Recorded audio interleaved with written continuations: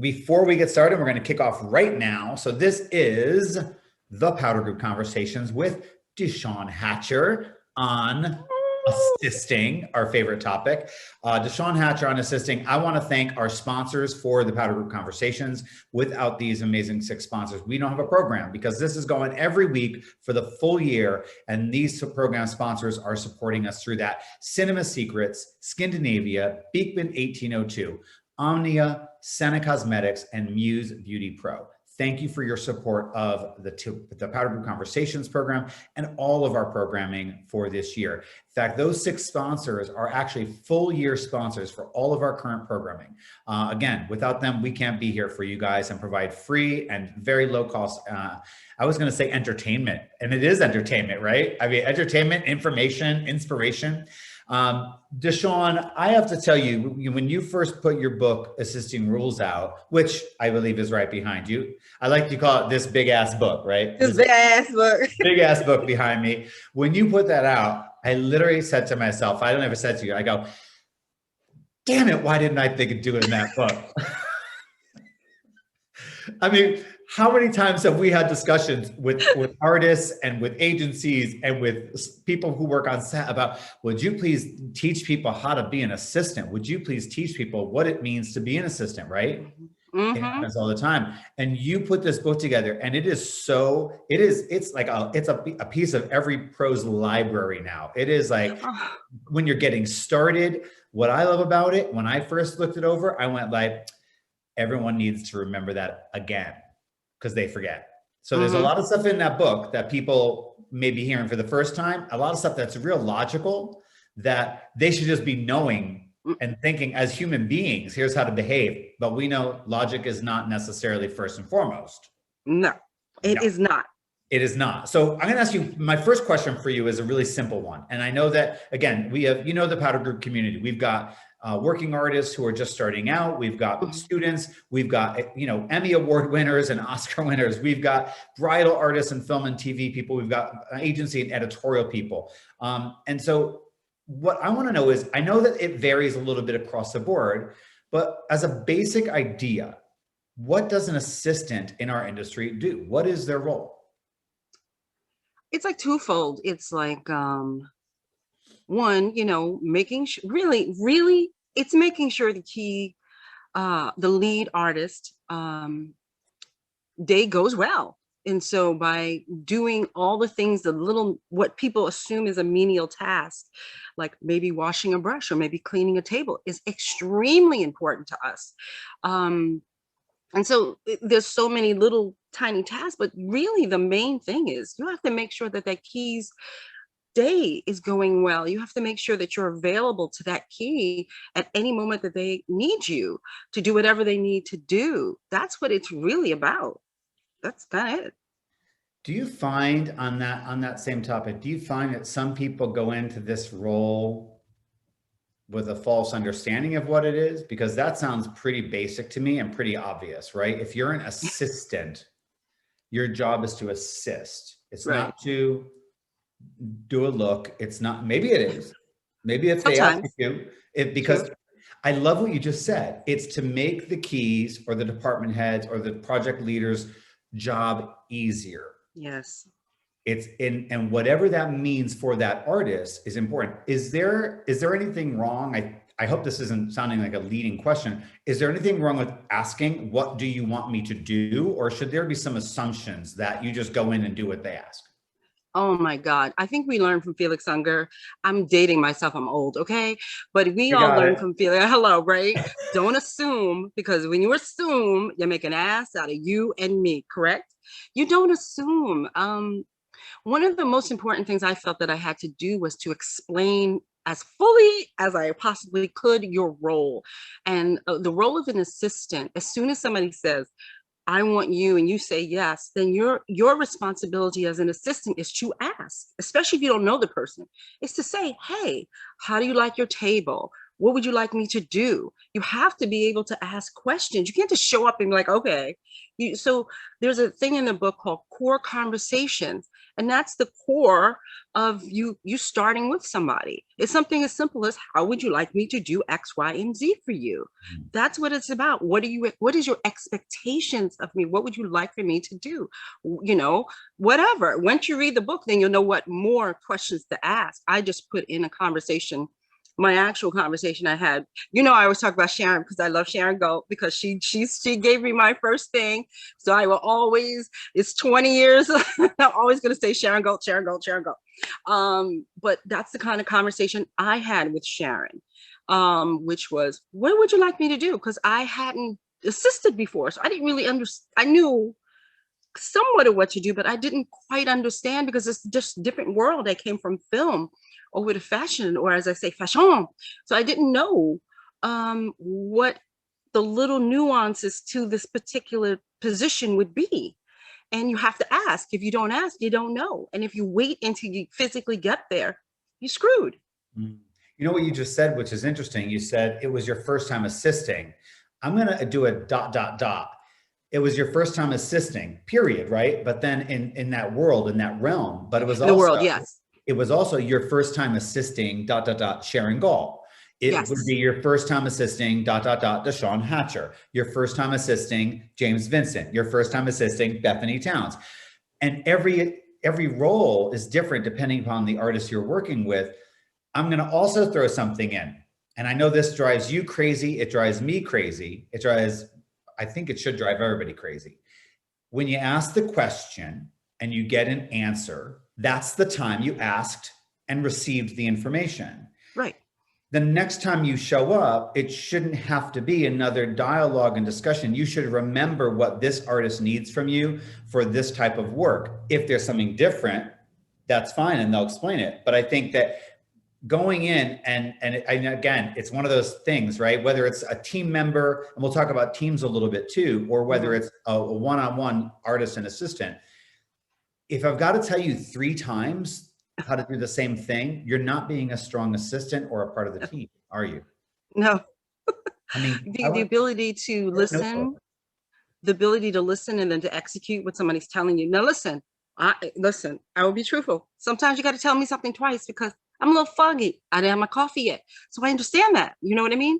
So I understand if I have to repeat myself, but if I have to repeat myself, 15 times, and that's an issue. That's an issue that tells me I don't have time for that. I don't have time to continually tell you what to do over and over and over again.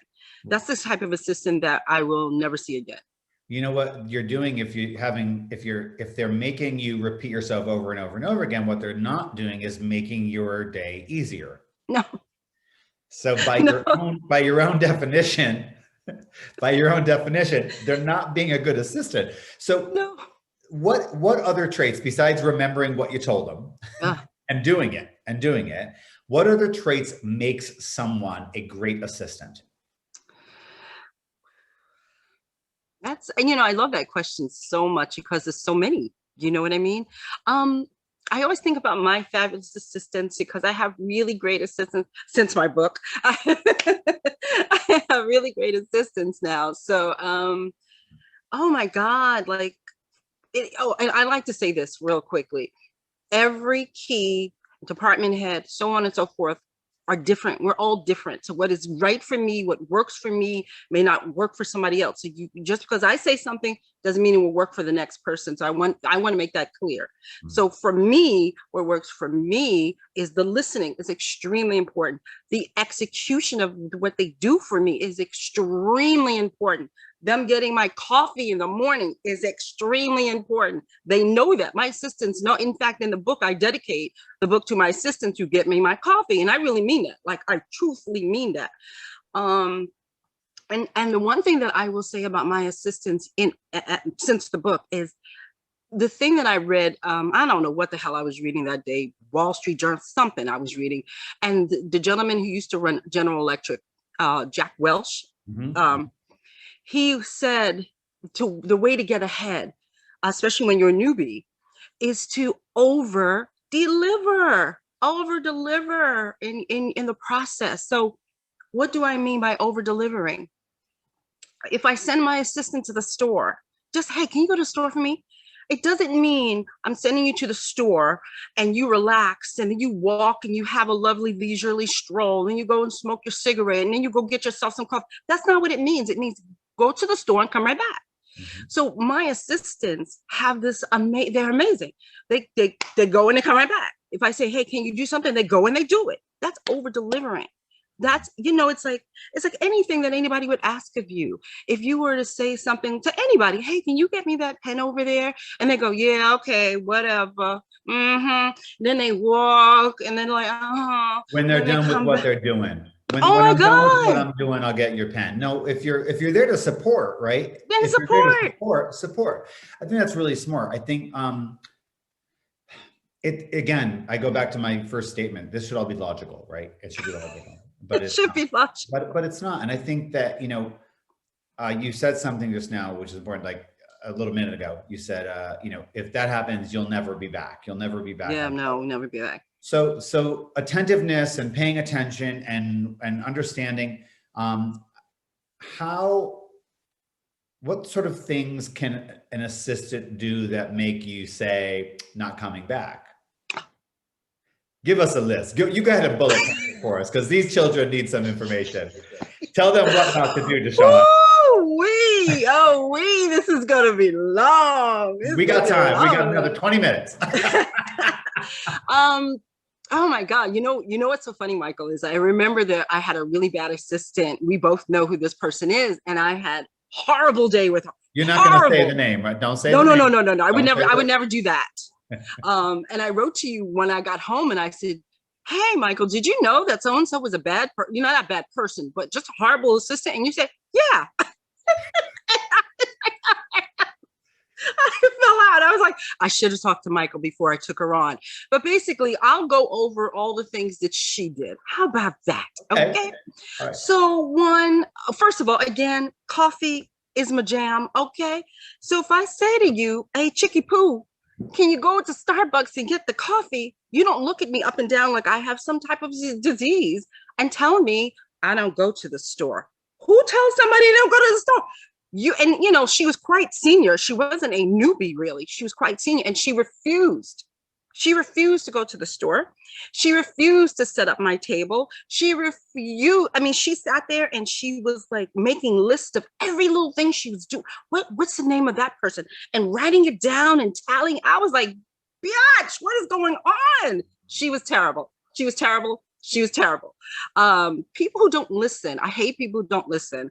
I was running a big show in Florida, and I made this big list of don't do this, please don't do this. And I left to go to the bathroom and come back, and almost everything that I asked these people to do, like don't bother the celebrities, don't do this, don't do that.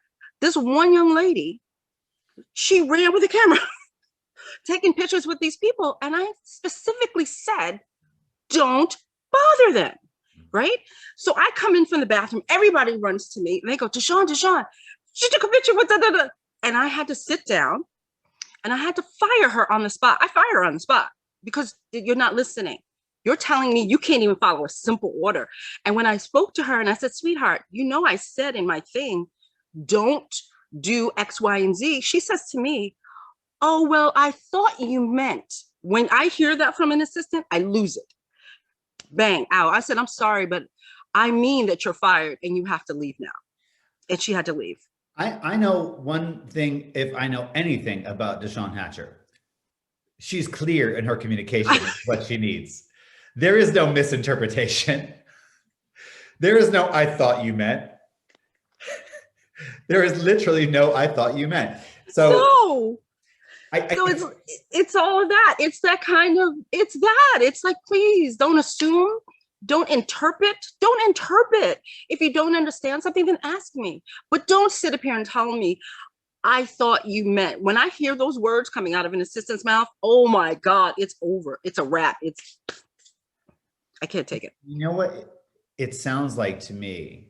Everything you just described, almost everything, is about that person making the opportunity about themselves and exactly.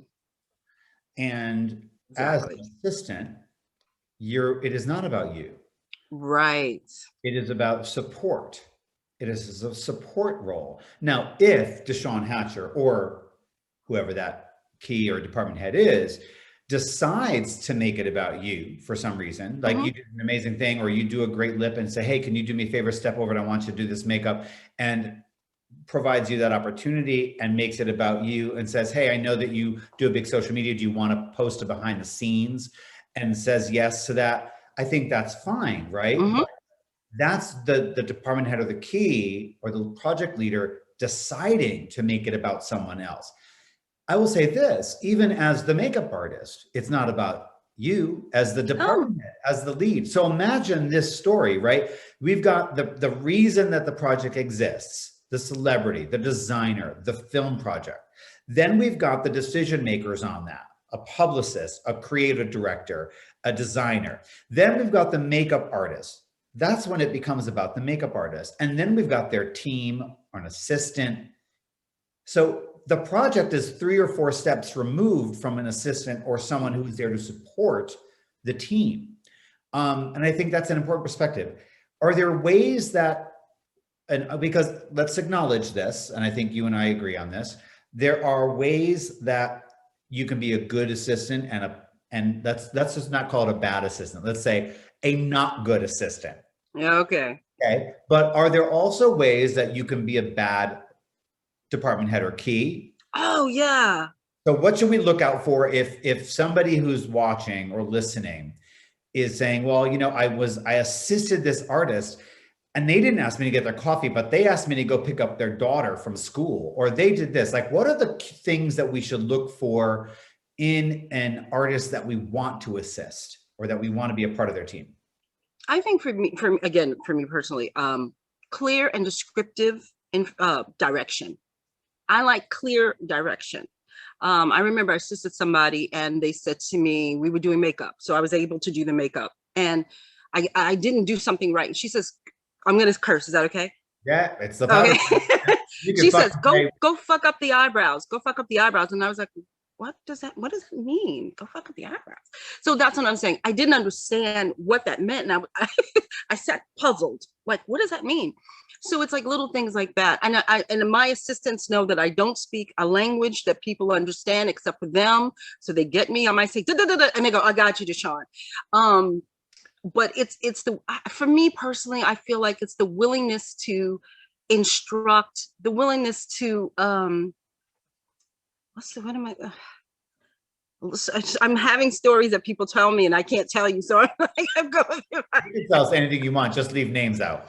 Yeah, I'm trying. Okay, so it's like this one assistant had worked with this amazing artist, and she's an amazing assistant because she was mine, and I know she's an amazing assistant. And at the end of the day, she had to run down to get a cab, and she had all this stuff with her, and then all of a sudden she sits in the cab because this is New York. So, you know, you got to sit your butt in the cab or they'll pull off. And the person said to her in the cab, when he or she got in the cab, said to her, yeah, you know, I don't think I'm going to use you again because you didn't open the door for me when I was getting into the cab. I was like, what? It's little stupid things like that that drive me crazy. But for me, really, the best thing about having a good key is just she or he give you the information you need to execute what you need to do.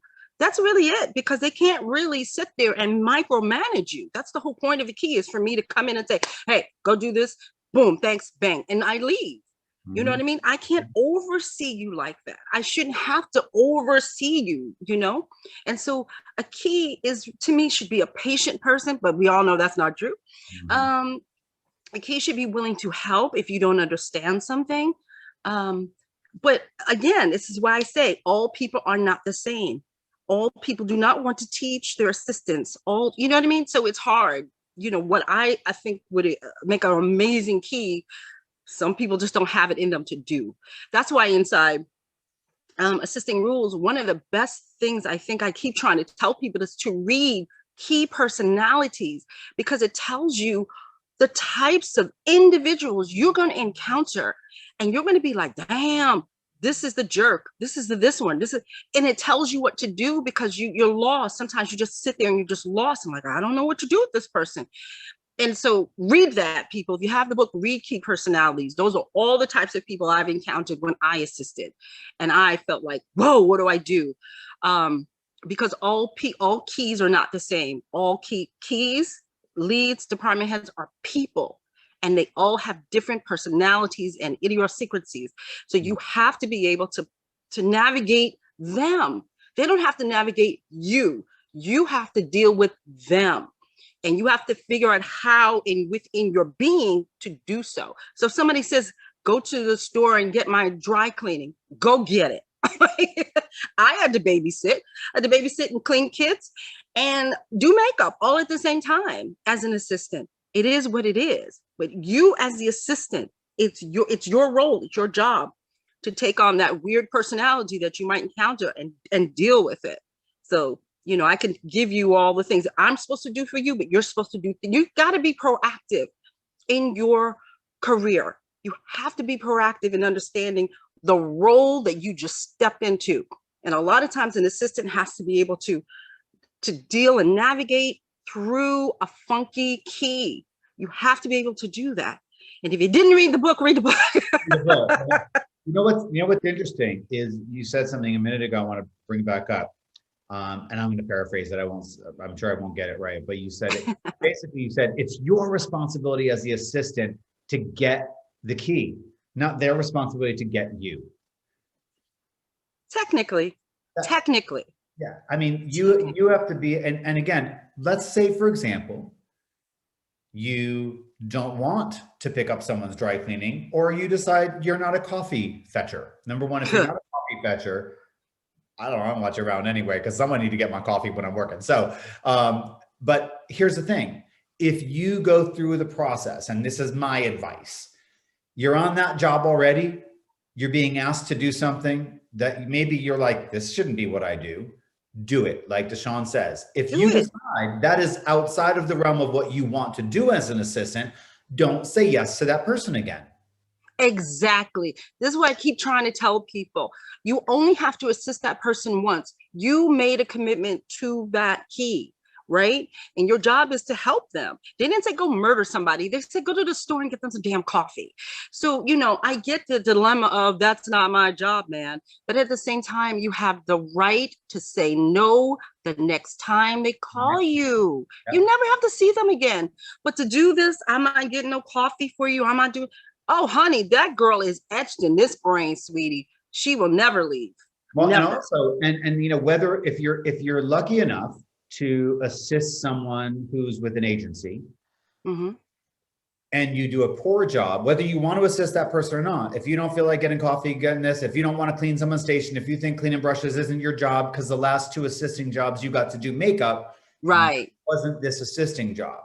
So if you just say, I'm going to do a poor job, or I'm not going to do the job, or I'm going to say no, not only do you not go back to that artist again, but no one at that agency will put you on any jobs. Very true. And this is what I just said to you, right? I had a bad day. And who did I contact? Because I knew Michael knew this person. Who did I contact? I contacted Michael. And I said, Michael, did you know? He was like, Listen, if I had $1 for every time somebody came to me after the fact and said, why didn't you tell me? And I said, you never asked. I know I did. That's what I said too. I said, why didn't he tell me? But I didn't ask him. So how could I be upset? I can't be upset with Michael. I didn't ask him. I asked him after the fact. Yeah. But the point is that I keep trying, studying the book. We talk to each other. I think that key assistants don't seem to get that. We talk about you. And we say that, oh my God, this assistant is amazing. You will love her, or don't do it. Don't do it. You're going to be sad all damn day. Yeah. See, we talk, we praise, and we vilify you. And I'm not even gonna sugarcoat it. We will vilify you. I'm sorry to say it like that. I think, you don't even need to vilify, because if I respect your opinion, DeShawn, and I say, hey, do you have any good assistants you worked with recently? You might say, I don't. I have one you shouldn't work with, because I know I see them in your social media feed all the time. So don't work with this one because I didn't. It was a mistake. That you don't even have to vilify them. Or you can say, listen, the idea here is that as an assistant, as somebody who is supporting, you have an opportunity, like it's just such an incredible opportunity. You get to learn.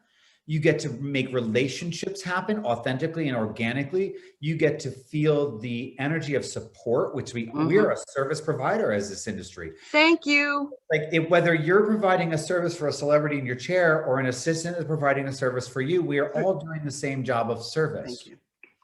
And so, it's service. I think it's just funny.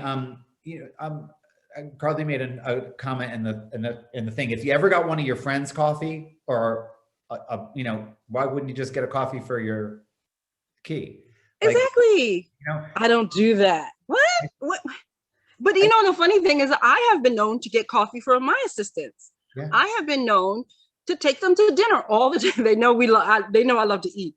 So I'm like, you want to come along to dinner with me? Come on, let's have a dinner. And they know I love really good food. So we go to a really good restaurant to eat, and we sit down and we talk about our day and stuff. But to sit up there and act like I don't do that, I don't do that, then don't assist. Yeah. Then don't assist. Again, I think that what happens is people do a job, and that job is a certain way, and then they assume that the word assist or assistant means the same thing for everyone. We've had some very key moments here. One, it's not the same for everyone. It's not. Ask questions. Remember, you're there to provide service and support, and that's important.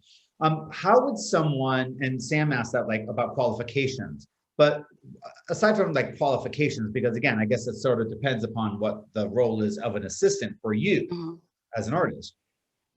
How would someone go about assisting, and are there specific experience that they have to have, or as Sam said, qualifications that they would have before you would consider someone as an assistant? Depending on the job, again, I speak for myself, but I'm generalizing in many ways, depending on the job. So sometimes I'll have one or two assistants that I really need, real assistants.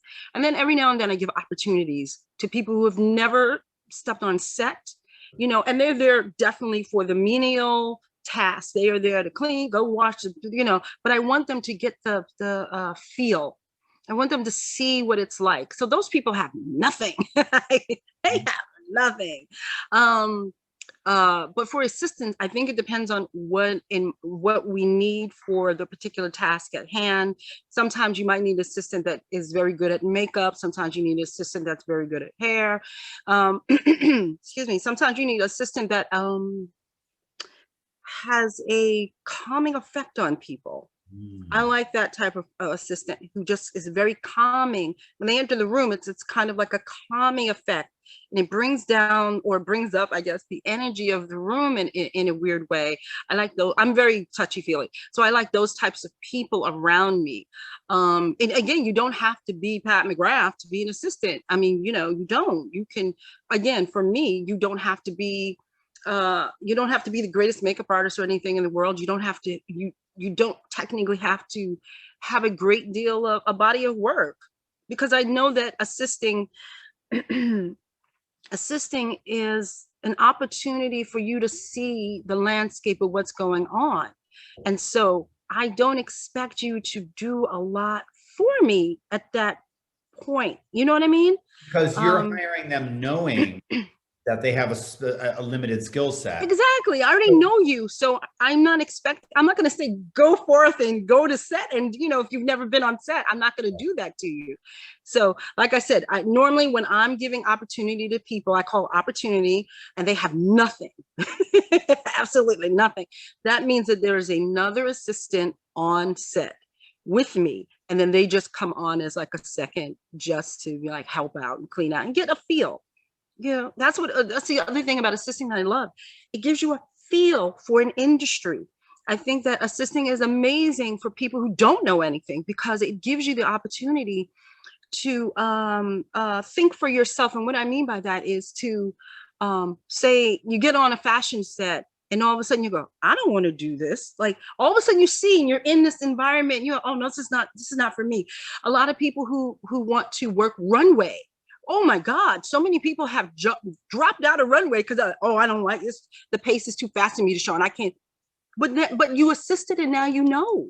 You see what I'm saying? As opposed to trying, I want to do that. I want to, it lets you in the back door. It lets you see what you're going to get into. And if you don't like it the first time around, don't do it. Now you can move on to another section of our industry. But that's why I like to give opportunity. People who don't really clearly understand what they're getting into, Right. I like to give opportunity to those types of people. Lucille asked about experience in makeup artistry and what level, and I think that you answered that, and I'm going to follow it up with another an add-on to that. In the case where there is no makeup required by the assistant, it's irrelevant if you have makeup. Exactly. It's about spirit and energy. If I need an assistant to do the skin for me, and then I'm going to finish up with the detail work because it's a very complicated makeup artistically, that's a different story. And you would need someone who has great skin work.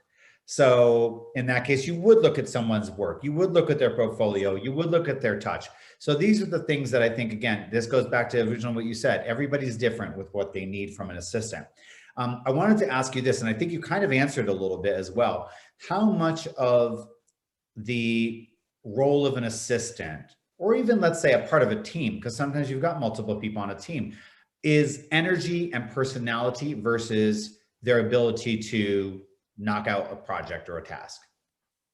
Oh, for me, your energy is everything. Whoa, your energy is, I can feel your tude coming my way. I can feel a lot of things. So your energy is quite important to me. Like I said, you don't want somebody who's sour, and you don't want to be around people who are just not nice to be around. Who wants to do that? Who the hell wants to spend their 12 hours a day or more with somebody that is just not a nice person for whatever reasons? So for me personally, your energy is a big deal. It's a big deal. You can't, if you're having a bad day, suck it up, buttercup, and emote something happy. Get into your woosah place, woosah, get into it, and get over it, get into it and get over it for the 12 hours that you're with me, and then go home and have your moment. But this set is not the day or the time to have a moment. I don't care if you just had a fight. I don't care. Do they care if I had a fight with somebody? No, I have to do my job. You've got a job to do. And it doesn't mean coming on and talking about your dogs, your cats, your husband, your girlfriend. I don't want to hear it. I don't want to hear it. So yeah, all of that, all of the jibber jabber.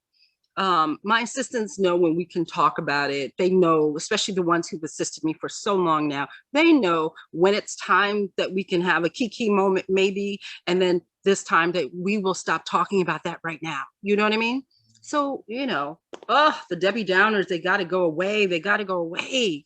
And I think that two things. Number one, get into it and get over it, I think should be, it's the subtitle of your next book. Call it what or maybe it's the title. It's just get into it and get over it. Get over it. If you don't write it, I'm gonna write it. Okay. Okay. So I'm gonna go online and get into it, getoverit.com right now.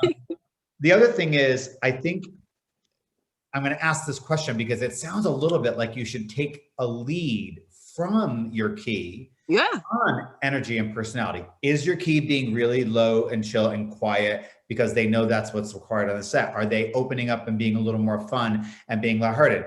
The other thing is too, I'm going to give some strong advice here. Don't go on set, try to be the star. Don't go on set and try to be the funny one. Because you know who's the funny one? I'm the fucking funny one, not you. So don't try to be the funny one. Don't try to be funnier than me, because you know what I don't want around me, with the exception of James Vincent, because he's always funnier and cooler than me. I don't want anybody funnier than me on set. So I think that's an important thing. Take a cue. Don't try to overpower the person who hires you as an assistant with your charm and personality. And remember, it's a service providing role.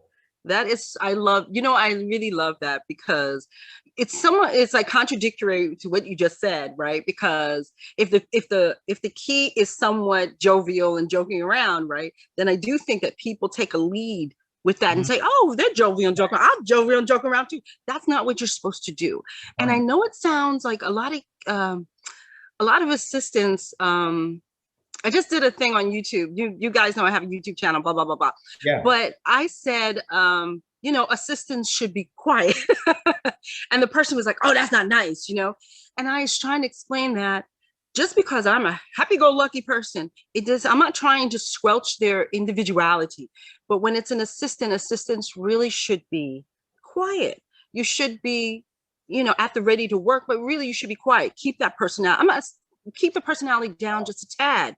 Because when the problem with it is I had an assistant once who, I'm a happy-go-lucky person. And so she decided that day, out of, I don't know what jumped into her brain, she was very happy-go-lucky as well. And she started to joke around, and she started to, I was like, whoa, you can't do, like, okay, I dig it. I know what I'm doing, but sweetie, you're not the key. Calm down. So it was too much.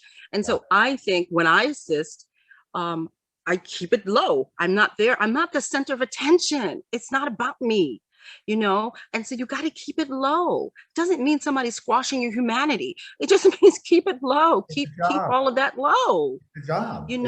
You get to have your personality in your life and in your social media and in your time outside of the work environment or at dinner later. But right now we're on a job. This is a job. Right. And so I dig it that we're all having fun. It's a key up in here. But sweetie, you're an assistant. You got to keep that low. All the assistants around would normally be low key, and all the keys are key. That's what happens. You don't come in. I hate that when I'm talking to like another key, a stylist or something. And here comes my assistant. Yeah, that's funny. But we're not talking to you. And it's like, you have to really honestly know your place. I started assisting at 35. I don't want to hear, oh, you're treating me that because I'm young. No, boo-boo, I started at 35 and I assisted into my 40s. My demeanor is not what it is here. I'm a second person. I'm to be a support. I am not the star. Okay, I'm not. With all the crap I have going on, if I assist Michael, I would be in the corner and quiet and waiting for him to give me instruction. I'm not going to be up there with assisting rules on my shirt and oh, check me out. And I'm not going to be there. I'm there to assist him. And you have to understand that it is not to break you down as a human. It is there to let you understand that there's roles, and in each role you play a part. And as an assistant, you keep it down. Just keep it down. That's all. I want to ask you one more question. I'll let you go. We're past 30 minutes already. What do you think? And then I want to also make sure that you remind everybody, number one, where can they pick up a copy of Assisting Rules? Because that's you have to have it if you don't already. And where can they follow you, and tell us where they can find your YouTube channel as well. However, I want to ask you, and I love this question. I ask it to a lot of artists. If there was one thing, maybe it's about assisting, maybe it's not. If there was one thing that you know now, after your years in the industry, that you wish you knew at 35 when you first started out with this industry, what would that thing be? Well, I already answered that joint. I answer it all the time. You ain't gonna make no money in the beginning of your career. You're not making no money. Listen to me, hear me. Escuche. I say to the boyfriend all the time, escuche. You will not make a lot of money. Listen to me. It's a warning. You're not. Please listen to me. Please hear me.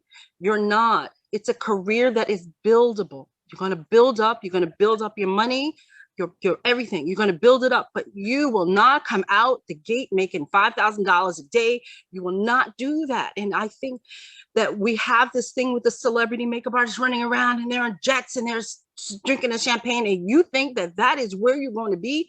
The minute you pick up your brush, it doesn't happen.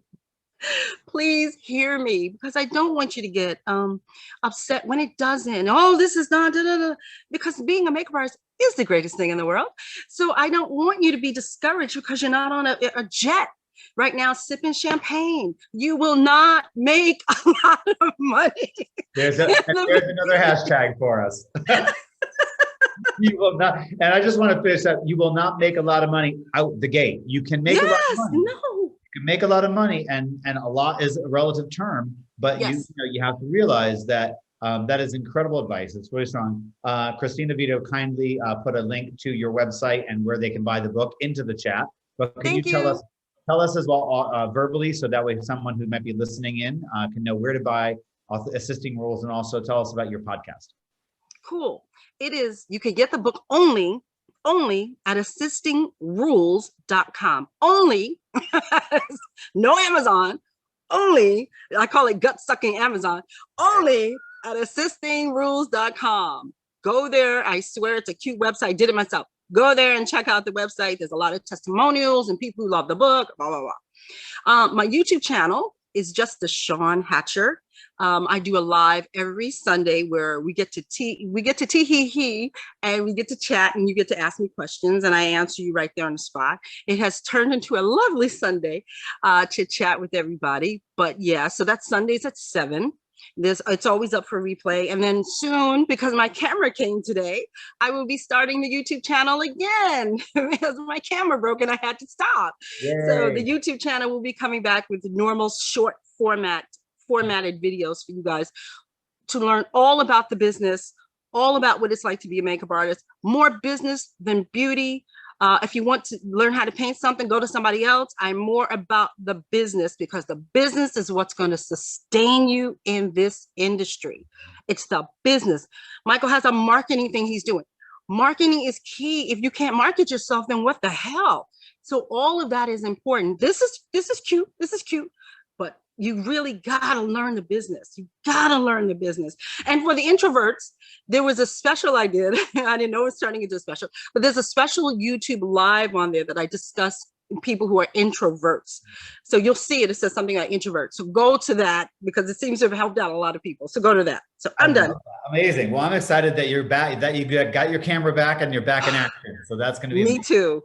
That's awesome. Thank you so much for being here. I always love our time together. I feel very lucky. I've gotten so much time with you recently. I'm going to start jumping in on Sundays and hanging out with you because I need to see more of my DeShawn.